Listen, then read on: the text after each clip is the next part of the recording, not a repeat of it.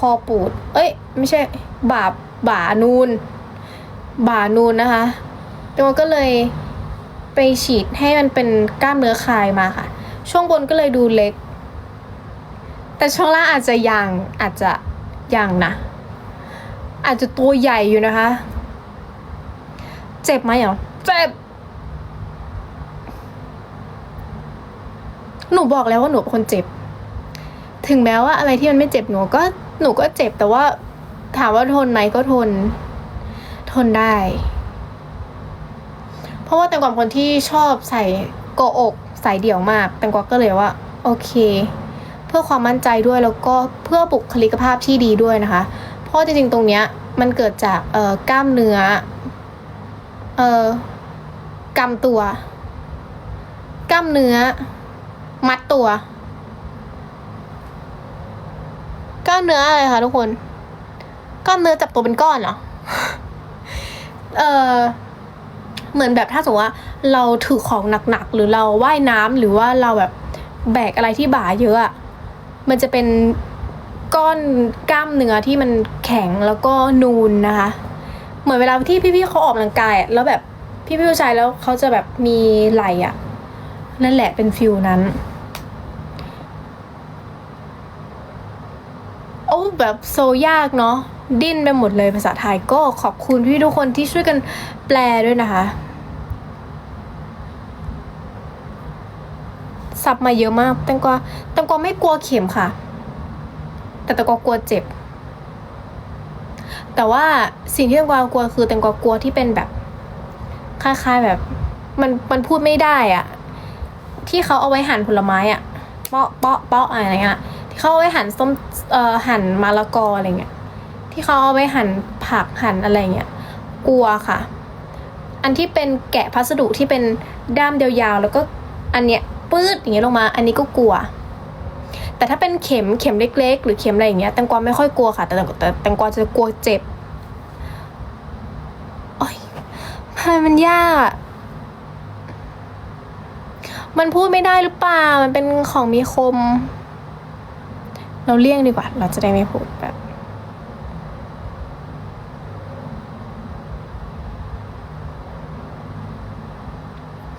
กลัวเพราะว่าแบบเวลามันบาดแล้วมันมีน้ำแดงๆออกมาแล้วมันก็เจ็บ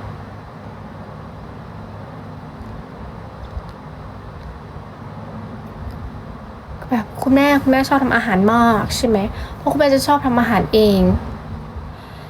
แล้วบางทีแม่ก็โดนแบบหั่นแล้วโดนแล้วเราก็เห็นแล้วก็แบบโอ๊ยแม่ไม่ร้องแต่หนูร้องแบบแม่หั่นผักอะไรอย่างเงี้ยอะไรอย่างงี้ปุ๊บมีแบบมีแผลแต่กว่ายืนแบบแม่ทำไมแล้วก็เวลาแม่ทำกับข้าวแล้วแม่โดนน้ำมันก็คือกลัวมากคือเวอร์วังอยู่คนเดียวแต่แม่คือแม่แบบแม่ไม่ร้องเลยแต่แตงกวาร้อง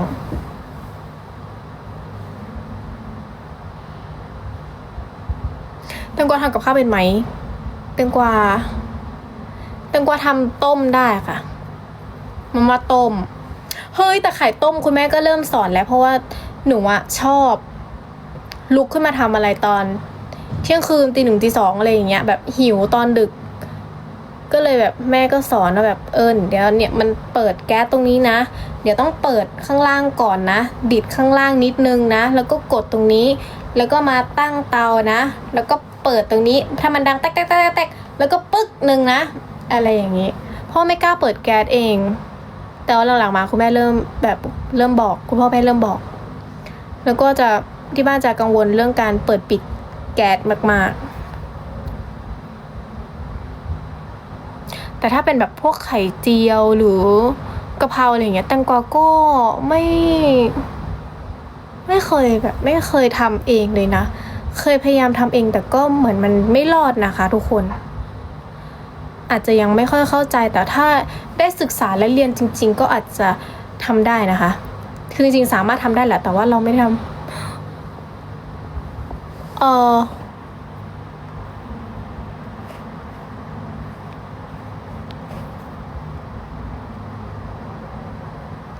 เขาบอก ว่าหนูอยู่นิ่งเกินไปอะ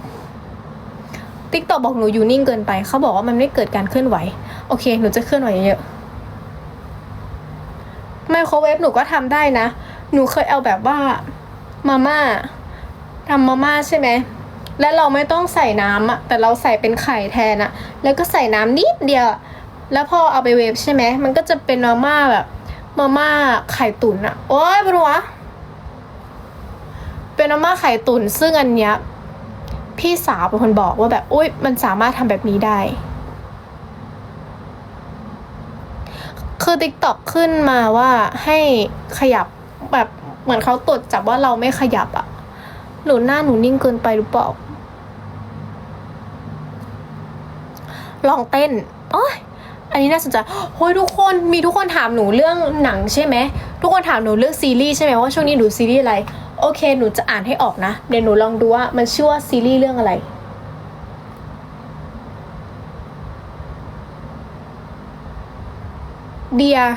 Dear X เหลี่ยมมายาเหลี่ยมมายามรณะ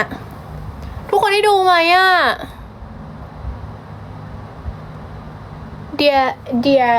Dear X ตอนนี้ดูถึง EP ใช่เรื่องนี้แบบ ทุกคนดูใช่ปะ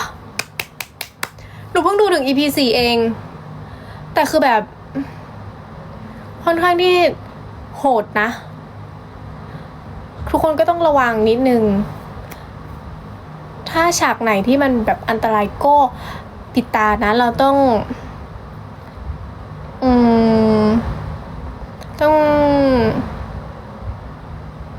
มันน่ากลัว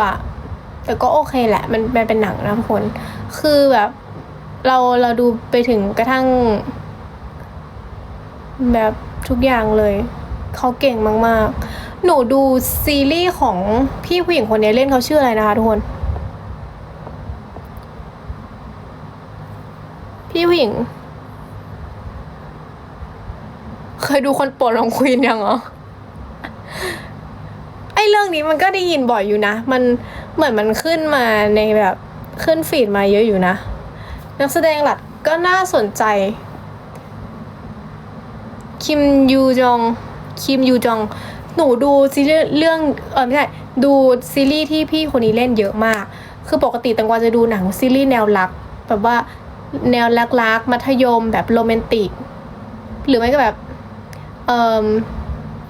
รีเพย์เหรอรีเพย์1988ใช่ไหมหนูดูชื่ออะไรที่มันแบบดูแล้วแบบดูแล้วมันสบายอ่ะก็ดูแต่ว่าเรื่องนี้ก็เป็นเรื่องอีกเรื่องหนึ่งที่ฉีกกฎในการดูของตัวเองนิดนึงเพราะว่าคือดูเพราะว่านางเอกกับพระเอกเลยใช่ชอบดูแนวครอบครัวหนังรักแล้วก็แบบสคูลแบบสคูล2000เท่าไหร่นะหนูดูทุกสคูลเลยนะหรือเปล่ามันมีหลายสคูลอยู่สคูลของเกาหลีอะ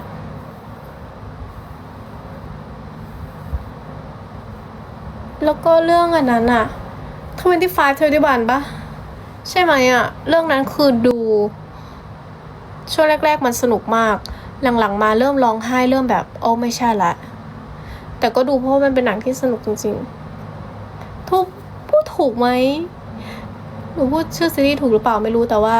ที่นำจูเล่นซูโทเปียเหรอ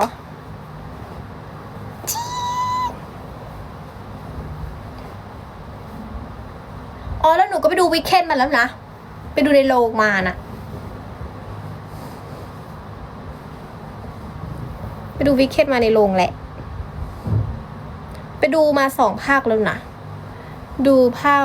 าคแรกแล้วก็ไปดูภาค2มาโอ้ยแต่ว่าวีคเคนภาค2น้องไปดูกับเพื่อนๆหลายคนมากเลยนะเพราะว่ามันเป็นแบบเหมือนเป็นมันเพิ่งออกไม่เพิ่งเข้าลงมาแค่ไม่กี่วันแล้วก็ชวนกันไปดูแต่ไปดูรอบแบบเที่ยงคืนเสร็จตี 3เลยอะไรอย่างงี้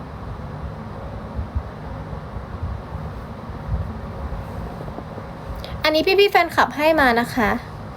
น่ารักมาก แล้วก็จริงๆมีพวงกุญแจซูโทเปียที่เป็นจูดี้กับนิกเหรอจูดี้กับนิก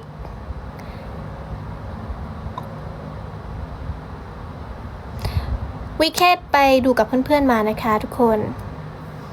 ไปกันหมด4-5 คน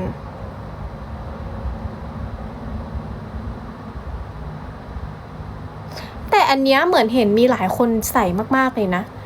คือพี่ๆรู้กันได้ยังไงอะ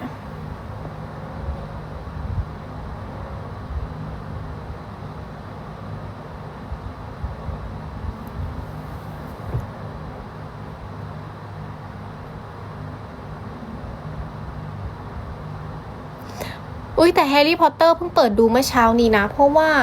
อยากย้อนวันๆเพราะมันใกล้คริสต์มาสแล้วก็เลยย้อนมาดูอันนี้ ย้อนมาดูแฮร์รี่ภาค 1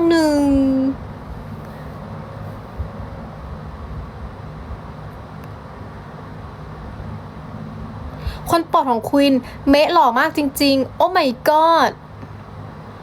คนโปรดของควีนใครเล่นเป็นเมะคะแต่เหมือนว่าเคก็น่ารักมากๆใช่ไหมอาจจะต้องไปตามดูคือมันสามารถดูได้ที่ไหนคะคนโปรดของควีนจะไปดูเมะกับไปดูเคส่งจุ๊บ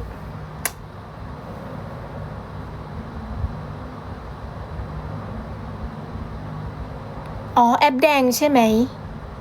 โอ้แอปแดงโอเคค่ะเดี๋ยวจะไปตามดูคนโปรดของควีนนะคะที่แอปแดงพระเอกหล่อมากพระเอกชื่ออะไรคะสรุปมีคนพิมพ์มาว่าพระเอกชื่อพี่คิงจบเลยนะจบเลยพระเอกชื่อพี่คิงจบเลยแต่ตัวจริงเมะเพี้ยนเหรอทำไมเมะเพี้ยนได้ล่ะเมะเป็นพี่ชาวีเอ๊ะเรื่องนี้มันค่อนข้างที่จะแปลกนะใครมารับบทเรื่องนี้เนาะพระเอกชื่อพระเอกชื่อเข้มโอ้เมะไม่ค่อยยิ้มแล้วทำไมเมะถึงไม่ยิ้มเมะชอบใส่สูทไว้ไปใส่เนาะใส่สูทไปไหนใส่สูทไปบาร์หรือเปล่านี่มันผิดปกติคนนิดนึงนะถ้าเมะใส่สูทไปบาร์น่ะ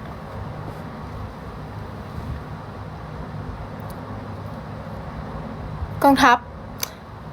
สรุปใครคือพระเอกในเรื่องนี้นะคะเมย์ยิ้มทีละลายได้ข่าวว่าเมย์ยิ้มทีแล้วหลอนนะในเรื่องน่ะ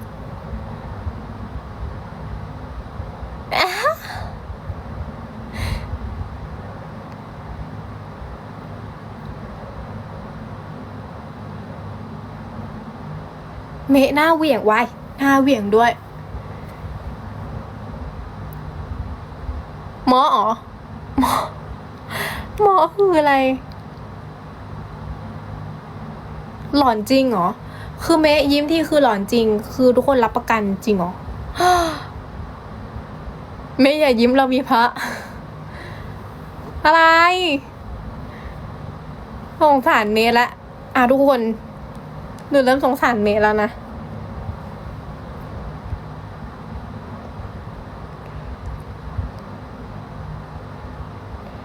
ที่เควันนี้สนุกไหมวันนี้สนุกมากเลยค่ะจากวันนี้ที่เงียบกริบของแตงกวานะวันนี้ที่แบบแตงกวาตื่นมาแล้วยิ้มได้นะขอบคุณที่ทำให้แตงกวาหุบยิ้มนะคะทุกคนเฮ้ยไม่ใช่ยังยิ้มอยู่ค่ะทุกคน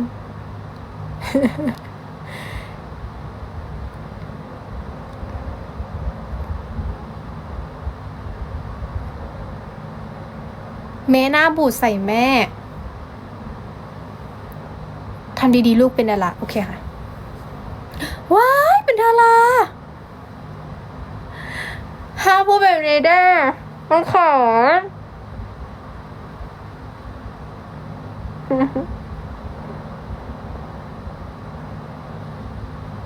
เมะเขียว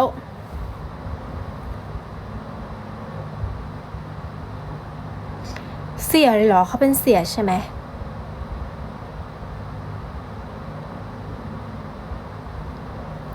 ซีรีส์จบแล้วนะคะทุกคนนี่เห็นไหมล่ะ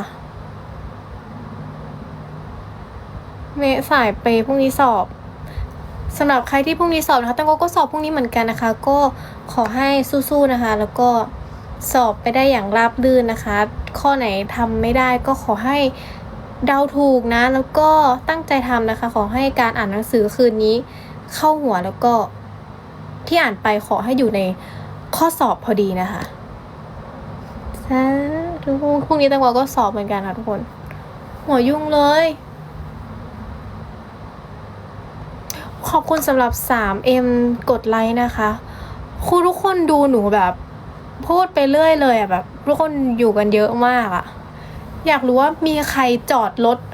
แล้วดูไลฟ์หนูอยู่หรือเปล่าเพราะว่าน้องเห็นนะว่ามีคนจอดมอเตอร์ไซค์เพื่อที่จะดูไลฟ์หนูแต่ว่าเป็นสิ่งที่ดีแล้วนะคะเพราะว่าถ้าเรา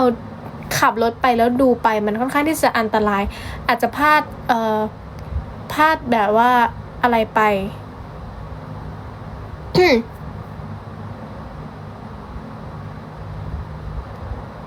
หยุดซ้อมบาสเลยเหรอเอาละทำยังไงดีติดไฟแดงอยู่โอเคค่ะแต่ทุกคนเดี๋ยวหนูไลฟ์รอจนถึงบ้านก่อนก็ได้นะหนูยังอยู่นะคะทุกคนน้องยังไม่ไปไหนหนูรอได้ถ้าสมมติถึงบ้านแล้วบอกขับรถกันดีนะคะขับรถปลอดภัยนะคะแล้วก็ช่วงเวลาเลิกงานก็รถค่อนข้างที่จะเยอะนะแบตอย่าหมดตอนนี้แบตยังขึ้นแดงอยู่นะคะแต่ว่าหนูอะชาร์จไว้อยู่แหละชาร์จไว้อยู่แต่ว่าก็ยังอยู่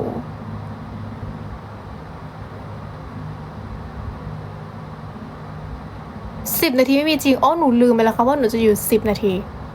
โอเคค่ะงั้นหนูไลฟ์รอพี่ๆถึงบ้านก่อนละกันนะเพราะว่าถ้าพี่ๆดูหนูตอนขับรถอาจจะอันตรายนะทุกคน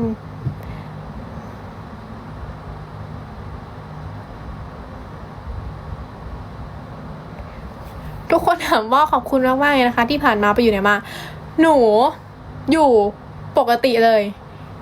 พี่ๆไปอยู่ไหนมาทำไมพี่ๆไม่เจอหนูเป็นอินฟูหนูเป็นนางแบบแล้วหนูก็เป็นนางแบบเสื้อผ้าเป็นนางแบบแต่งหน้ารับมีรับมีขึ้นป้ายโฆษณามีการขึ้นป้ายโฆษณาน้องมีคนยิงแอดน้องอยู่ของน้องแบบนี้แต่ทุกคนอยู่ไหนทุกคนไปไหนมา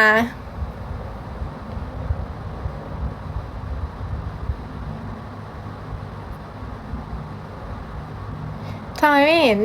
แต่ว่าน้องจะอยู่ก็เข้าใจได้เพราะว่าแตงกวาจะอยู่เฉพาะกลุ่มนะคะน้องจะเป็นนางแบบแต่งหน้าเป็นนางแบบเสื้อผ้าแบบถ่ายแบบเสื้อผ้าแบบแบรนด์ที่ทุกคนอาจจะเคยใช้ก็อาจจะมีแตงกวาอยู่คือแตงกวารับถ่ายแบบเสื้อผ้าหลายแบรนด์มากใช่แล้วก็ไปงานอีเวนต์มีไปงานอีเวนต์แล้วก็รับถ่ายอินฟูผลิตภัณฑ์อะไรอย่างเงี้ยเยอะมาก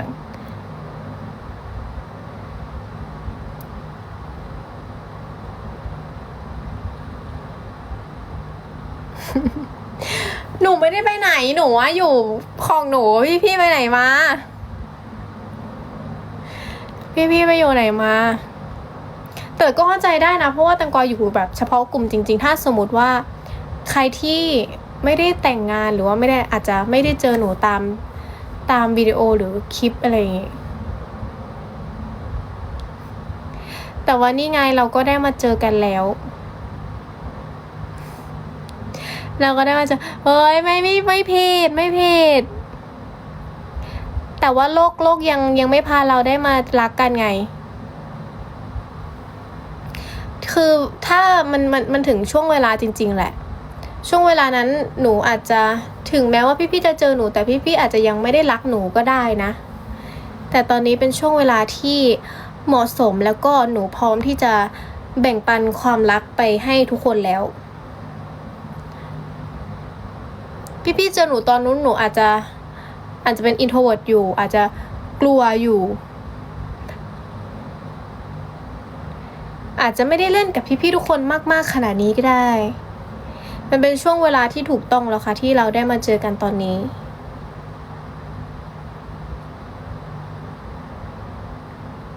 อินโทรเวิร์ตกี่โมง กี่โมงเฮ้ยแต่แตงกวาเป็นคนที่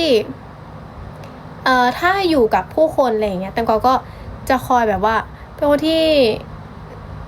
ชอบมอบความรักให้แบบว่ามอบพลังบวกให้เยอะๆอะไรอย่างงี้แต่จริงๆพอแตงกวาอยู่กับตัวแตงกวาเองแตงกวาก็เงียบๆนะเงียบๆเลยแล้วก็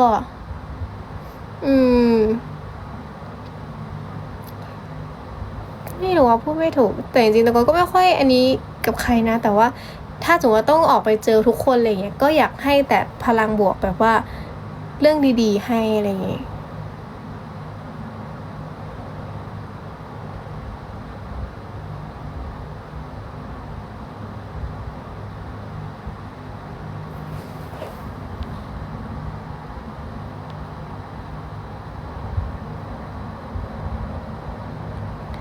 ความฝันอยากเป็นอะไรเหรอหนูคือหนูชอบกิจกรรมมากแตงกวาเป็นนักศึกษาทุนใช่ไหมแตงกวาแต่ก่อนหน้าที่แตงกวาจะมามหาลัยแตงกวาแป๊บหนึ่งนะแตงกวาเป็นนางรำมาก่อนเป็นนางรำตั้งแต่ม.2จนถึงม.6เลยเป็นนางรำแล้วก็คือแข่งรำแบบจริงจังเลยแล้วก็พอมาเข้ามหาลัยก็เลยยื่นพอร์ตกิจกรรมส่งทางมหาลัยเลยได้มาเป็นเด็กทุนความสามารถพิเศษพอมาอยู่ที่นี่ปุ๊บก็จะแบบได้ทั้งเต้นทั้งรำด้วยแต่ช่วงมัธยมแตงกวาก็มีแบบมีเต้นโคเวอร์บ้างเต้นเคป๊อปบ้างอะไรอย่างงี้คือความฝันแตงกวาจริงๆคือแบบอยากเป็นแบบไอดอลที่แบบว่าแบบเต้นแล้วก็ร้องเพลงอะไรอย่างงี้เพราะว่าแตงกวาชอบเวลาที่อยู่บนสเตจแล้วก็เต้นแล้วก็สนุกไปด้วยเพราะว่าช่วงมหาลัยหรือว่าช่วงมัธยมนี่แหละค่ะเวลาแตงกวาได้ขึ้นเวทีแล้วแตงกวาได้แบบได้เต้นได้รำได้ร้องเพลงหรือว่าอะไรเงี้ยแตงกวาจะสนุกแล้วแตงกวาก็ชอบมากยิ่งของมหาลัยแตงกวาขึ้นเวทีเห็นทั้งเบื้องหลังการซ้อมหลังสเตจเป็นยังไงเบื้องหน้าแบบว่าเต้นอะไรเป็นยังไงก็แบบรู้สึกว่าแบบมันสนุกแล้วก็น่าเรียนรู้มากๆแล้วก็คนดูประมาณแบบ 3-4 พันคนแตงกวาขึ้นไปเต้นแบบสนุกมากถึงแม้คนจะดูเราเยอะมากแต่แตงกวาก็สนุกกับตรงนั้นก็เลยชอบตรงนั้นเลยแตงกวาได้เป็นแบบบางเพลงแตงกวาเป็นเซนเตอร์ใช่ไหมเซนเตอร์แบบเต้น5 คนบนแบบรันเวย์ที่มันแบบว่าออกมานอกทุกพูดถูกไหมที่ออกมานอกเวทีอะไรเงี้ยแล้วก็จะติดกับคนดูมากขึ้นแตงกวาได้เป็นเซนเตอร์เปิดเพลงนั้นแล้วก็แตงกวาว่าตอนซ้อมแตงกวาก็เขินมากแต่ว่าพอได้เต้นแล้วโชว์จริงๆก็รู้สึกสนุกไปกับมันใช่แตงกวาเคยออดิชั่นด้วยนะทุกคนแต่ไม่รู้จะพูดได้ไหมแต่ว่าเคยออดิชั่นด้วยช่วงประมาณม.4 แต่ก็ตอนนั้นก็ไม่ประสบความสำเร็จนะคะตอนนั้นก็ขับรถไปกับพิษณุโลกมากรุงเทพเลยเพื่อที่จะมาออดิชั่นแล้วก็เวิร์กช็อปใช่แบบน่ารักมากคุณพ่อก็คือแบบว่าพาขับรถขึ้นมาตลอดเลยแบบเลิกเรียนเสร็จ4 โมงเก็บกระเป๋านั่งรถมากรุงเทพแล้วก็แบบว่าเพื่อที่เช้าอีกวันหนึ่งวันเสาร์เช้าไปออดิชั่นแล้วพอเราผ่านปุ๊บแสดงว่าอีกไม่นานก็ต้องขึ้นมาอีกเพื่อที่จะมีการเวิร์กช็อปอีกอะไรอย่างนี้แต่ตอนนั้นก็ไม่ผ่านนะทุกคนหลังจากที่ไม่ผ่านก็หยุดไปเกือบประมาณหยุดการออดิชั่นเกือบนานเลยหนูก็ไม่ได้ไปออดิชั่นอะไรอีกเลยจนเพิ่งมาออดิชั่นช่วงนี้แหละค่ะช่วงปี3ปี4คือเริ่มมีแบบว่ามีโอกาสเข้ามาก็ได้เริ่มมีไปแต่ก็ไม่ได้ไปเยอะไปแบบจริงๆที่ไปน้องไปมาแค่2 ที่มีที่ก่อนหน้านี้ที่1แล้วก็เป็นที่ของพี่เหนือเพราะตอนแรกไม่กล้าที่จะเริ่มมาออดิชั่นอะไรเลยแล้วก็ไม่เคยคิดว่าตัวเองจะได้เป็นนักแสดงด้วยเพราะว่าการเป็นนักแสดงคือเราเป็นผู้ดูแล้วรู้สึกว่ามันอาจจะทำได้แต่จริงๆแล้วมันยากมากๆเลยนะแตงกวาก็ไม่ค่อยกล้าที่จะแบบว่าแล้วแตงกวาคนไม่ค่อยชอบอ่านหนังสือเยอะการอ่านบทการจำบทหรือว่าการแสดงสีหน้าอะไรอย่างเงี้ยให้มันดูเป็นเรื่องจริงมันยากมากแตงกวาก็เลยไม่ไปแคสที่ไหนเลยเพิ่งจะมามีช่วงตอนนี้แหละค่ะปี3ปี4ที่รู้สึกว่าตัวเอง เริ่มแบบว่าเริ่มโตแหละก็เลยแบบว่าอ่ะลองดูถ้าสมมติได้ขึ้นมาก็ลองดูก็โอเคแต่ถ้าไม่ได้ก็คือไม่ซีเรียสเลยไม่เป็นไรก็เลยเปิดใจในการเริ่มแคสก็แคสที่แรกก็โอเคยังไม่ตรงแคสที่สองคือของพี่เหนือซึ่งของพี่เหนือตอนนั้นอ่ะก็จากที่พี่เหนือเล่านะคะว่าแตงกวาก็ได้มีการว่าโทรว่าแบบขอเลื่อนได้ไหมเพราะว่าคือแตงกวาแบบไม่คือแตงกวาแบบไม่ได้อันนี้ขนาดนั้นอ่ะก็เลยว่าแบบขอเลื่อนได้ไหมหรือแบบถ้ามันไม่ได้จริงๆก็ไม่เป็นไรนะคะแบบถ้าไปไม่ทันจริงก็คือแบบไม่เป็นไรเลยแบบว่าตัดสิทธิ์ได้เลยแบบว่าไปไม่ทันก็คือไม่เป็นไรเลยเพราะว่าตอนนั้นคือแบบมันค่อนข้างที่จะวุ่นวายชุลมุนนิดนึงเพราะว่ามันเป็นช่วงรถติดด้วยแล้วก็แตงกวาแบบเหมือนเพิ่งทำธุระเรียนเสร็จด้วยก็เลยว่าแต่เหมือนทางแสงเหนือก็คือแบบตื้อแบบว่าแบบเดี๋ยวพี่ยืดเวลาให้อีกนิดนึงแบบมานะแบบมาเถอะแบบลองมาแคสดูแบบอยากให้มาอะไรอย่างเงี้ยก็เลยว่าโอเคงั้นพี่รอหนูแป๊บนึงนะหนูกำลังนั่งวินไปก็เลยว่าสุดท้ายก็ได้ไปแล้วก็ได้แคสวันนั้นใช่แต่ช่วงตอนเวลาที่แคสก็คือเราก็แบบนั่งอ่านบทอะไรอย่างเงี้ยคือรู้สึกว่ามันเป็นครั้งแรกแล้วมันก็เป็นอะไรที่ยากมากๆเพราะว่าการจำบทเยอะมากๆกับครั้งแรกคือแตงกวาทำไม่ได้แล้วแตงกวาไม่มีประสบไม่ใช่ไม่มีความสามารถพิเศษทางด้านนี้ในการ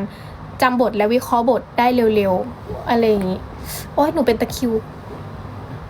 แต่ว่าสุดท้ายก็คือเราอ่านคร่าวๆไปแต่สุดท้ายพอไปเล่นกับพี่เหนือจริงๆอะเหมือนมันไปได้เรื่อยๆของเราเองแบบว่าเราเล่นต่อกับพี่เหนือได้เองอะไรอย่างนี้แล้วก็สนุกแล้วก็เป็นคนแรกที่เขินเพราะว่าแตงกวามีแคสก่อนหน้านี้ที่เล่าให้ฟังแตงกวาก็ได้แคสเหมือนกันแต่ว่าอาจจะยังแตงกวารู้สึกว่าคาแรคเตอร์นี้หรือว่าบทนี้อาจจะยังไม่เหมาะกับแตงกวาอะไรเงี้ยแต่พอมาบทนี้ที่ได้เล่นกับพี่เหนือด้วยได้เห็นบทเห็นคาแรคเตอร์ด้วยรู้สึกว่าโอ้แบบมันเขินจังเลยเพราะว่าบทแรกที่อ่านก็คือให้นั่งตักแล้วก็เหมือนมีจุ๊บไหล่ใช่ไหมไม่แน่ว่าจุ๊บไหล่หรือจุ๊บอะไรสักอย่างก็มันก็เขินนะว่าแบบมันก็ตลกแล้วมันก็แบบมันมีความแบบเขินออกมาแล้วแบบพี่ที่เป็นผู้กำกับหรือว่าพี่ทีมงานก็คือก็เห็นมุมนี้แล้วแบบแบบน่ารักดีอะไรอย่างงี้คือทุกอย่างแบบมันใหม่สำหรับแตงกวามากคือแตงกวาตอนที่แตงกวามาแคสตอนนั้นแตงกวาก็ไม่คิดว่าจะได้มาถึงจุดนี้เลยแต่แตงกวาก็ทำเต็มที่นะทุกคนถึงแม้ว่าแตงกวาว่าเป็นครั้งแรกของแตงกวาก็ทำเต็มที่ตลอดเพราะแบบเราโอกาสมันไม่ได้เข้ามาหาเราได้บ่อยๆแล้วเราก็ไม่สามารถวิ่งหาโอกาสได้บ่อยๆมันไม่ได้มีโอกาสแบบนี้มาได้ง่ายๆสำหรับจริงๆแบบมันไม่รู้อ่ะก็เลยแบบโอเคลองแบบตั้งใจสักตั้งหนึ่งแล้วก็เต็มที่กับมันสนุกไปกับมันคือเราทั้งสนุกกับมันไปด้วยทุกอย่างก็เลยออกมาได้แบบว่าราบรื่นแล้วก็ไม่ค่อยแทบจะไม่ค่อยมีปัญหาอะไรเลยนะคะช่วงตอนแบบเรียนเวิร์กช็อปหรือออกกองจริงๆใช่คือพอมันถูกที่ถูกเวลามันก็เลยแบบมันก็คงคือเวลาของมันจริงๆแล้วแหละคือถ้าสมมติว่าถ้ามันแบบมันไม่รู้อะพูดไม่ถูกค่ะทุกคนคือมันถูกที่ถูกเวลาของมันแล้วจริงๆมันถึงเวลาของมันแล้วที่แบบว่า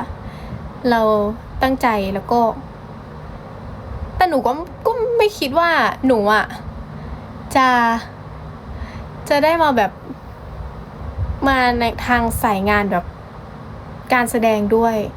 แต่โอ๊ยดีใจมากแล้วก็มีเรื่องดราม่าเรื่องนึงนะว่าตอนที่หนูรู้ว่าแบบจะต้องไปแคสวันไหนหรือว่ารอผลแคสอะช่วงนั้นเป็นช่วงที่หนูกลับพิษณุโลกค่ะแล้วก็คุณย่าก็ป่วยแล้วป่วยแบบคุณย่า97แล้วค่ะ97ใช่ก็วันนั้นช่วงปีใหม่อะไรเงี้ยช่วงปีใหม่กลับไปหาคุณย่าแล้วก็บอกคุณย่าว่าแบบว่าแบบให้ย่าแบบสู้ๆแข็งแรงนะ ถ้าหนูเป็นดาราหนูจะรีบกลับมาหาย่านะเพราะช่วงนั้นคือช่วงที่เรารู้แล้วว่าเรากำลังจะไปแคสเรื่องนี้แล้วก็เหมือนน่าจะไปแคสมาแล้วนะคะแต่ว่ารอผลแล้วก็คุณย่าจะเป็นคนที่ธรรมะธรรมโมมากแล้วก็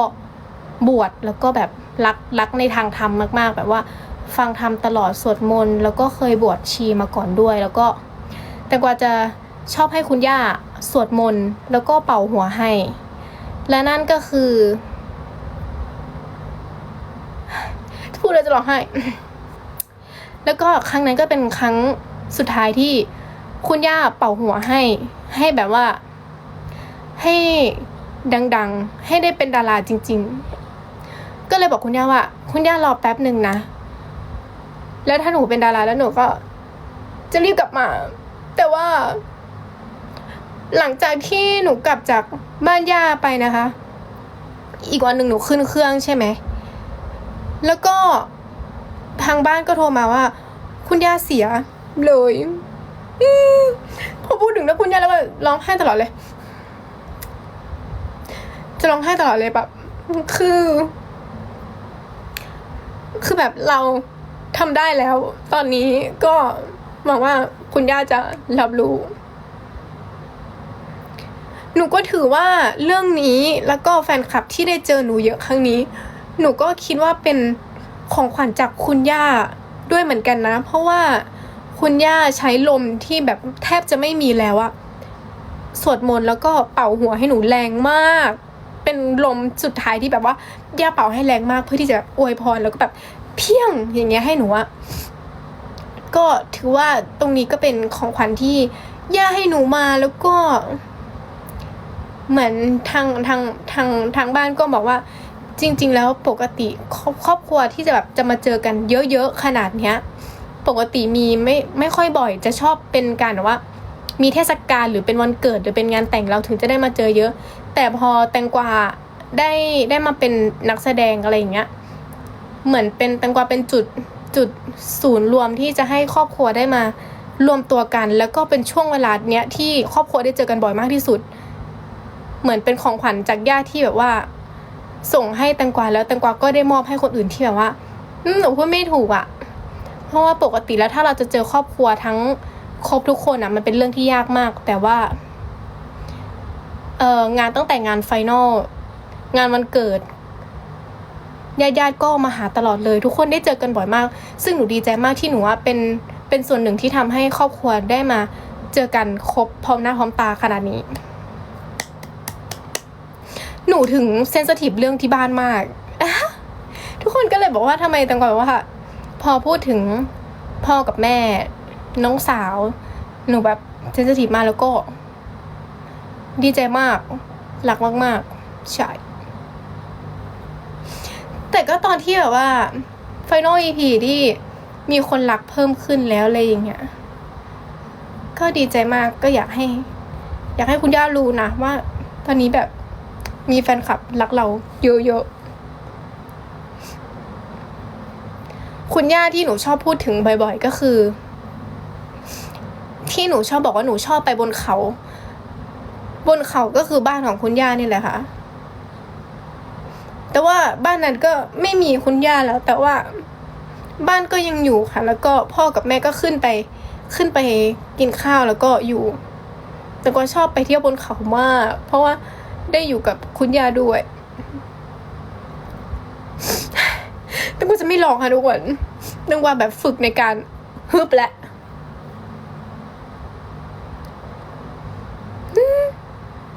ไม่แต่ตังกว่าไม่เป็นอะไรนะตังกว่าโอเคแต่ตังกว่าแค่เซนซิทีฟเฉยๆตังกว่าแค่อ่อนไหวง่ายในเรื่องครอบครัวเฉยๆค่ะทุกคน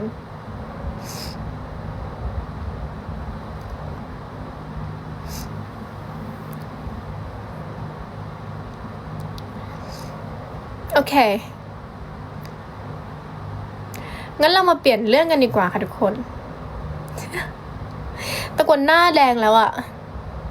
ป้าแต่หนูก็คนเซนซิทีฟเรื่องครอบครัวอยู่แล้วเรื่อง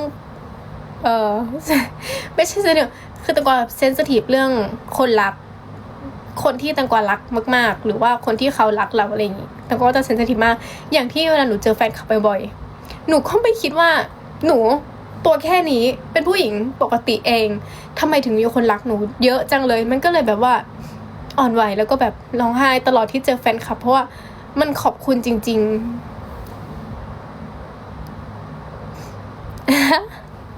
โอเคเป็นเรื่องปกตินะคะทุกคน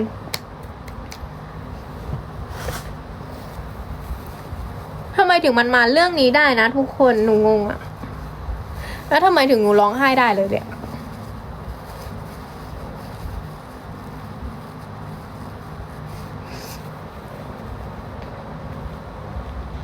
แต่ว่าหนูเคยบอกย่าครั้งหนึ่งนะทุกคนได้ทุกคนรับปริญญาแล้วก็ได้ถ่ายรูปกับคุณย่าหมดเลยตอนนี้เหลือหนูกับน้องสาวที่อายุ7 ขวบที่ยังไม่ได้รับปริญญาใช่ไหมคะก็เลยตอนนั้นก็เลยแบบเล่นๆบอกคุณย่าว่าเนี่ยย่ารอหนูก่อนนะย่ารอรับปริญญาถึงของนาราเลยนะย่าอย่าเพิ่งไปไหนนะย่ารอนารารับปริญญาก่อนจำได้เลยแล้วก็วันนั้นนั่นแหละที่พูดแล้วก็อีกวันหนึ่งที่หนูจะต้องรอขึ้นเครื่องแล้วหนูอะขึ้นเครื่องมาเพราะหนูมีงานหนูก็เลยต้องกลับกรุงเทพมาก่อนแล้วหนูทำงานวันหนึ่งได้ทำงาน2 วันค่ะแล้วก็อีกวันหนึ่งทำงานเสร็จตอนเที่ยงหนูก็รีบนั่งเครื่องลงมาที่พิษณุโลกเลยค่ะเพื่อที่จะรีบขึ้นไปหาคุณย่าตอนแรกอะคิดว่าคงไม่น่าได้ขึ้นไปแล้วเพราะว่าแตงกวามีงานแล้วมันแคนเซิลไม่ได้แบบแต่แบบมันไม่ได้จริงๆก็เลยแบบรีบทำงานให้เสร็จภายในเที่ยงวันนั้นแล้วก็จองเครื่องแล้วก็นั่งกลับมาเพื่อที่จะมาส่งคุณย่าด้วยแล้วหนูจะชอบแกล้งคุณย่าแบบว่าให้ทำรูปหัวใจนะเวลาถ่ายรูปให้ย่าทำแบบนี้นะย่าไม่มีแรงแล้วย่าไม่มีแรงที่จะยกแขนขึ้นมาแล้วใช่แต่ก็แกล้งย่าเล่นกับย่าตลอดจนวันที่ไปส่งคุณย่าหนูก็ยังเหมือนเดิมแต่ก็ยังเป็นตะกอนเหมือนเดิมที่แบบว่าถ่ายรูปกับคุณย่าแล้วก็ทำรูปหัวใจแบบนี้เพราะว่าชอบถ่ายรูปกับคุณย่าแล้วก็ให้ย่าแบบคุณย่าทำหัวใจแบบนี้นะทำแบบนี้นะใช่แต่มันไม่ได้มีอะไรนะทุกคนแต่ที่บ้านก็เข้าใจแหละถึงแม้ว่าจะเป็นวันแบบวันเศร้าใช่ไหมแต่ว่าแตงกวาก็ยังเป็นแตงกวาคนเดิมที่หนูเล่นกับย่ายังไงหนูก็อยากทำให้เหมือนเดิมแล้วก็ไม่อยากให้ย่ารู้สึกเสียใจว่าทำไมถึงทุกคนร้องไห้กันเยอะจัง โอเคเราเปลี่ยนเรื่องกันดีกว่า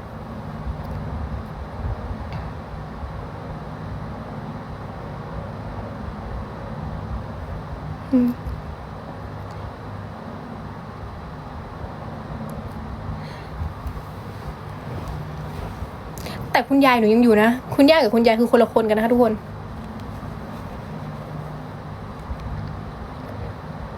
อวดรถแห่เหรอหนูเพิ่งถ่ายอวดลงในบ้านดำ Happy Birthday หรือว่าวันนี้ทุกคนอยากให้หนูเปิดเพลงไม่ใช่ Happy Birthday Good Night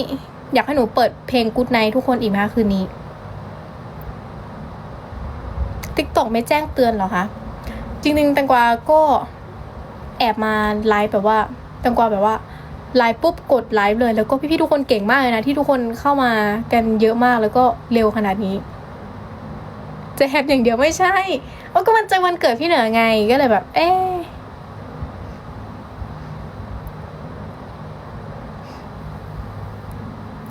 แล้วก็ก่อนที่จะอีก3 นาทีจะไปแล้วนะคะทุกคนก่อนที่จะบ่ายนะคะก็ตอนนี้มีงานโปรเจกต์พี่เหนือลงเป็นทางการแล้วเรียบร้อยนะคะจะจัดวันที่9ใช่ไหมคะที่คาเฟ่ใช่ไหมใช่แต่ก็ไม่แน่ใจแต่แตงกวามั่นใจเพราะว่าแตงกวาได้คุยเรื่องนี้กับหลังบ้านมาแล้วคุยกับพี่แสงมาแล้วแล้วก็อุบอิบมานิดนึงนะคะแล้วก็คุยเรื่องกิจกรรมเรื่องงานอะไรอย่างนี้ก็ช่วยพี่แสงด้วยจึงหวังว่ากิจกรรมที่แตงกวาคิดไปทุกคนอาจจะได้เล่นนะต้องให้พี่เขาไปเคลียร์อีกทีนึงใช่ก็ได้เปิดเรียบร้อยแล้วนะคะว่าจะมีการจัดงานวันเกิดพี่เหนือนะคะก็อยากให้ทุกคนมาร่วมอวยพรวันเกิดพี่เหนือกันเยอะๆนะคะเป็นปีแรกของพี่เหนือที่มีชาวเดอร์แล้วด้วย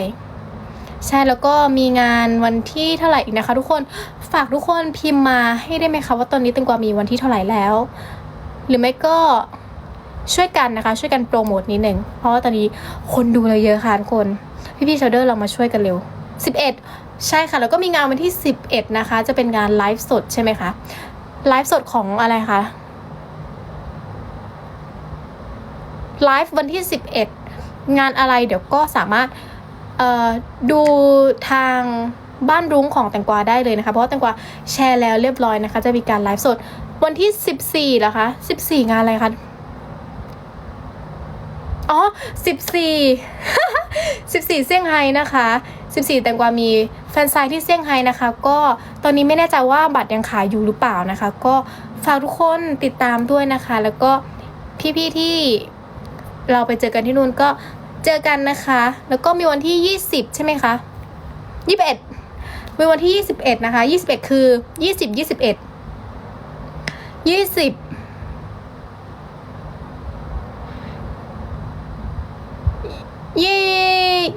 อะไรนะคะทุกคนคะเหลืออีก1 นาทีมีพี่บอก20ลิปอ๋อ20เป็นลิปเบสตี้นะคะแล้วก็21จะเป็น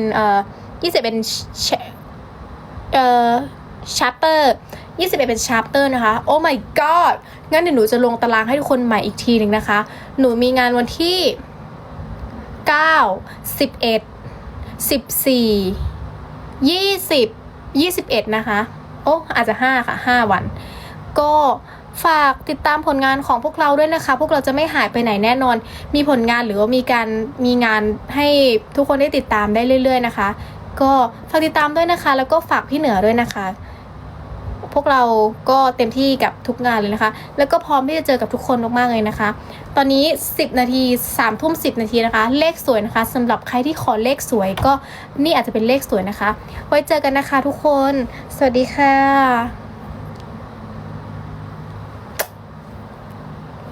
ไม่มีพี่เหนือโอ้ปักสิทธิ์